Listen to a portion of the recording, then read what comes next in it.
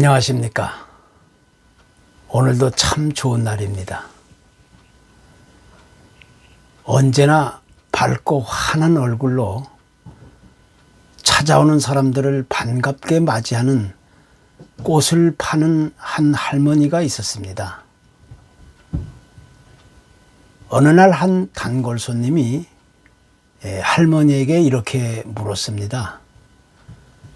할머니는 이렇게 항상 기쁘고 즐거운 마음으로 장사를 하시는데 아무런 근심이나 걱정도 없으시군요. 그랬더니 이에 대해서 할머니가 대답합니다. 천만입니다. 이 세상에 근심 걱정 없는 사람이 어디 있겠습니까? 나도 짜증나고 화나고 걱정되고 근심되는 일이 많이 있습니다. 그러자 손님은 다시 묻습니다. 어떻게 그렇게 항상 기쁘고 즐거운 표정을 가지실 수 있습니까? 그랬더니 할머니는 다시 대답하십니다.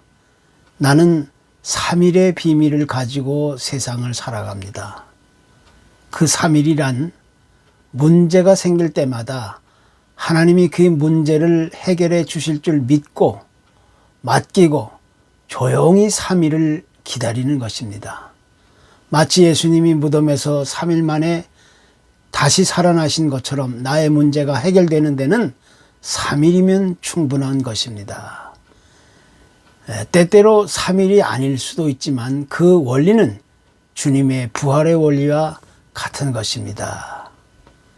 그래서 나는 어떤 어두움과 또 암흑의 시간이 찾아온다 할지라도 3일이면 언제나 밝은 새 아침이 찾아온다는 사실을 알기 때문에 늘 기쁘고 즐거운 그런 삶을 살아갑니다. 다시 생각해 보면 이런 할머니의 대답은 참으로 놀라운 믿음을 가진 신앙인의 올바른 자세이고 또 태도인 것이 분명한 것입니다. 한 역사가는 세상의 역사를 이렇게 결론 지었습니다. 인류 역사상의 가장 큰 사건은 3가지가 있는데 첫째는 하나님이 이 땅에 오셨다는 그리스도의 탄생의 사건으로서 이것은 2000년이 지난 오늘날까지도 아무 문제 없이 인정받고 있는 사실이다. 둘째는 이 세상에 오신 하나님이 십자가에서 죽으셨다는 사실인데 십자가의 사건으로 모든 사람들이 그것을 받아들이고 있는 것이다. 셋째는 죽었다가 다시 살아나셨다는 그리스도의 부활의 사건인데 이건 역시 세계의 수많은 사람들이 의심 없이 받아들이고 있는 것이다. 그렇다면 이제 앞으로 일어나게 될 인류의 역사상 가장 큰 사건은 4번째로서 예수 그리스도께서 이 세상에 다시 오신다는 사건이 되는 것이다. 이렇게 말합니다. 그래서 예수 그리스도의 사건은 인류 역사에 있어서 언제나 가장 큰 관심과 그 초점이 되고 있는 것입니다. 인류의 역사를 올바로 해석할 수 있는 사람이라면 그 누구도 이런 사실들을 결코 부인할 수 없는 것입니다.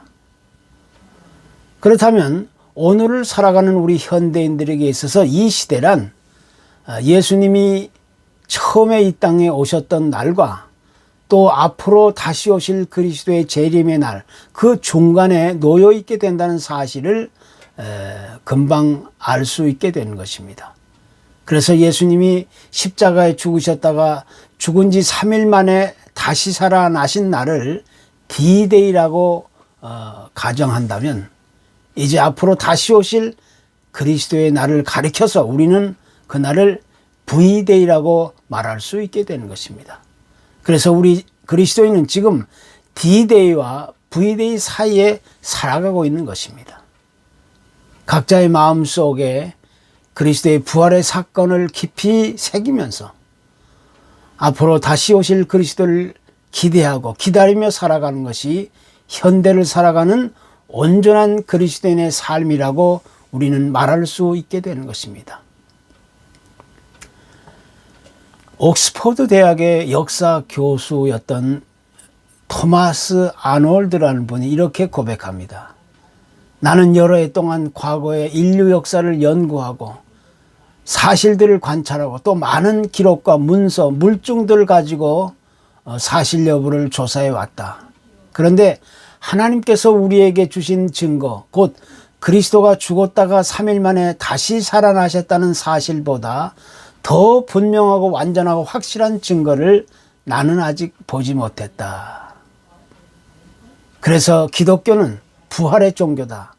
이렇게 얘기하게 되는 것입니다.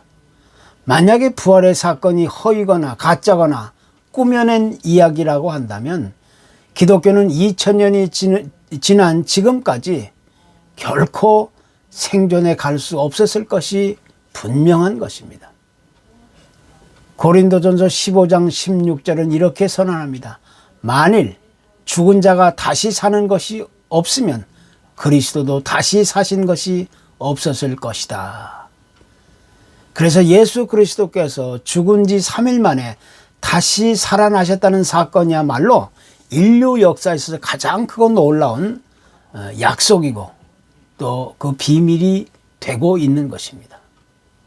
우리 기독교의 가장 크고 핵심적인 초점은 바로 예수 그리스도의 십자가의 죽음과 부활의 사건에서부터 출발하고 있습니다. 하지만 오늘날 많은 사람들은 십자가의 죽음과 이 부활의 사건이 어떤 의미를 주고 있는지에 대해서는 전혀 관심을 갖지 못하고 그냥 그런 대로 살아가고 있는 겁니다.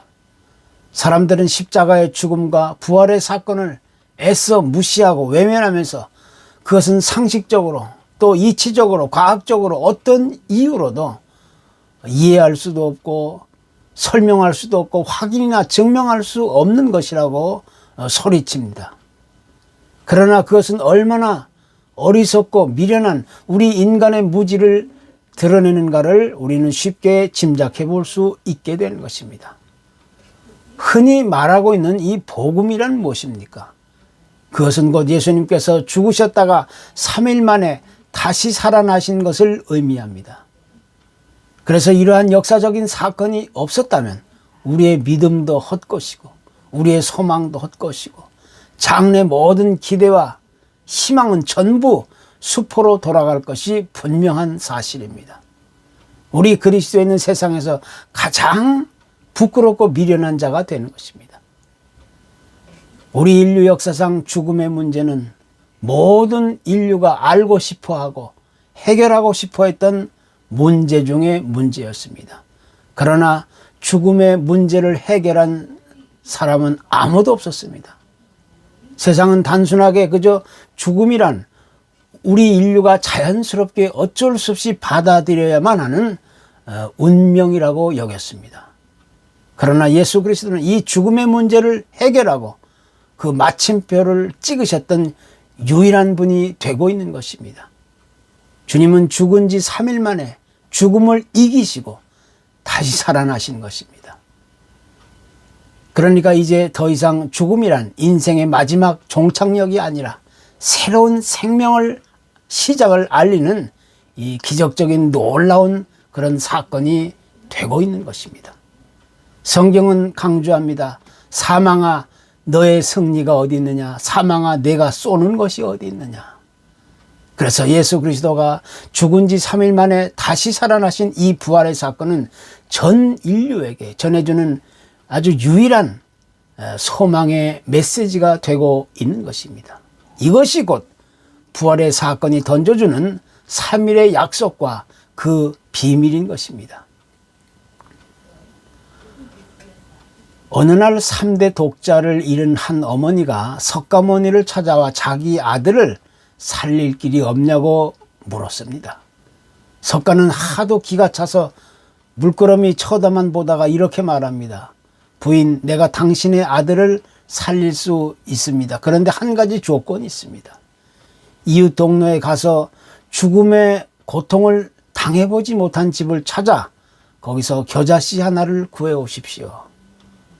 그 부인은 한 가닥 희망을 가지고 온 동네를 돌아다니며 죽음의 고통을 당해보지 못한 집을 찾아 나섰지만 결국 찾지 못하고 모든 노력이 허사로 돌아갔습니다.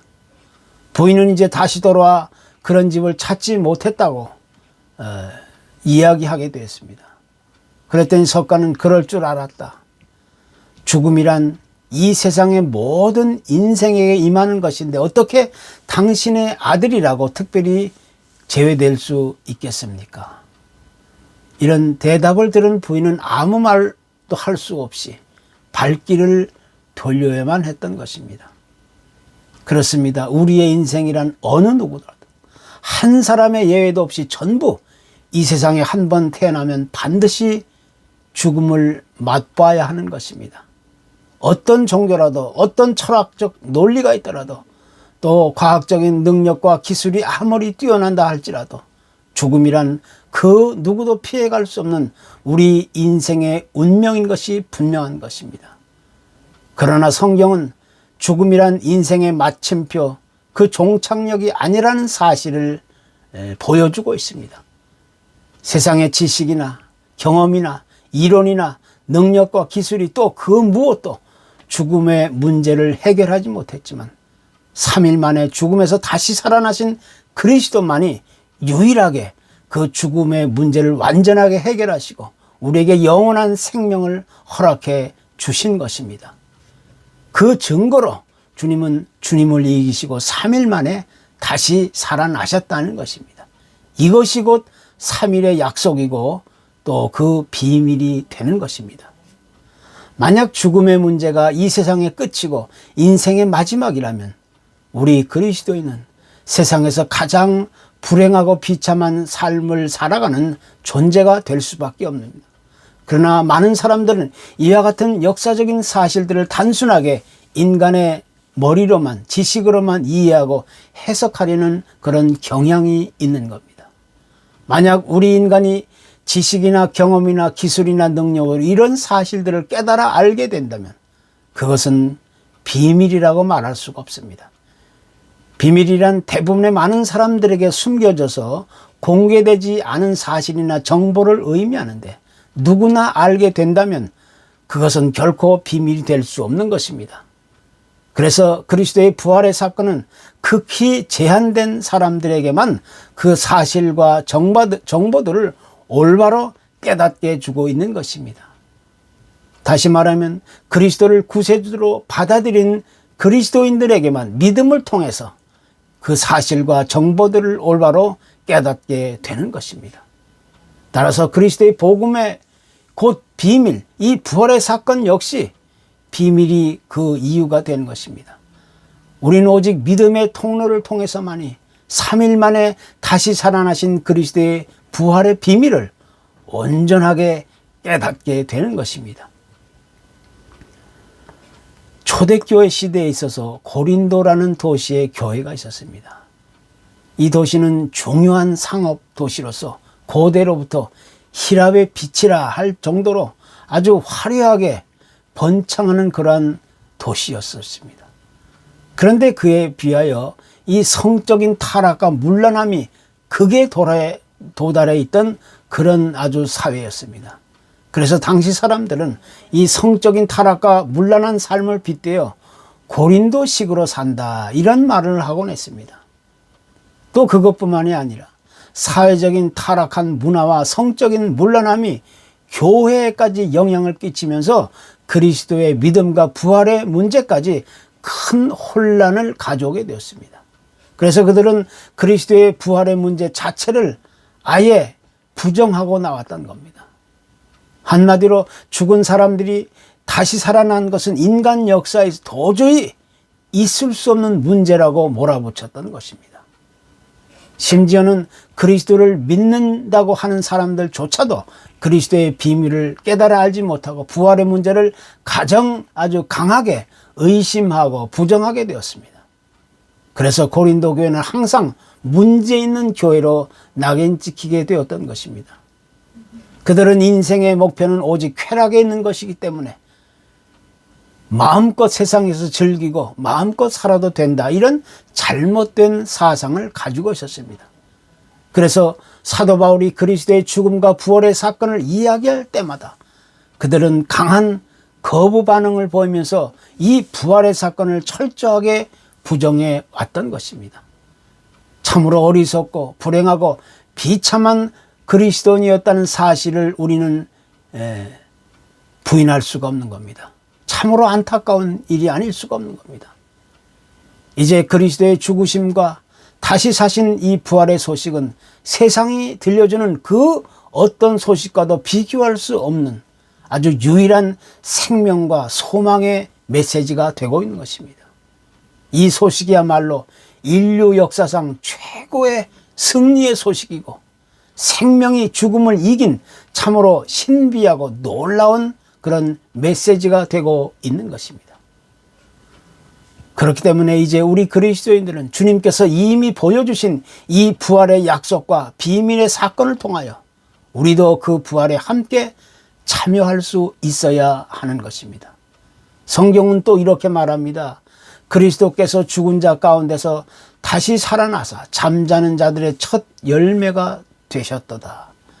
그러나 각각 자기 차례대로 되리니 먼저는 첫 열매인 그리스도의 다음에는 그가 강림하실 때 그리스도에게 속한 자요. 이것은 그저 단순하게 먼 미래에 있을 부활을 희미하게 보여주는 그런 이야기가 아닙니다. 예수 그리스도께서 죽음에서 3일 만에 다시 살아나사 부활하신 것처럼 그를 믿고 따르는 사람들은 이제 그 안에서 새로운 생명을 가진 존재로 다시 태어나야 한다는 사실을 선언하고 있는 것입니다. 과거에 가지고 있었던 인간적인 무지와 불신앙, 또 세상적인 타락과 부정적이고 단편적인 생각들, 나의 옛 자아를 버리고 이제는 그리스도와 함께 영원한 생명의 길을 갈 수 있어야 한다는 것입니다. 그것은 곧 그리스도의 죽음과 부활이 우리에게 가져다준 이 놀라운 약속이고 신비한 비밀이 되는 것입니다. 그래서 그리스도의 부활을 믿음으로 받아들이고 거기에 참여하는 자들은 날마다 새로운 삶의 변화 회복을 꿈꾸고 이루면서 세상을 살아가게 되는 것입니다. 이것이 그리스도의 약속과 비밀이 주는 이 놀라운 생명과 소망의 메시지인 것입니다. 감사합니다.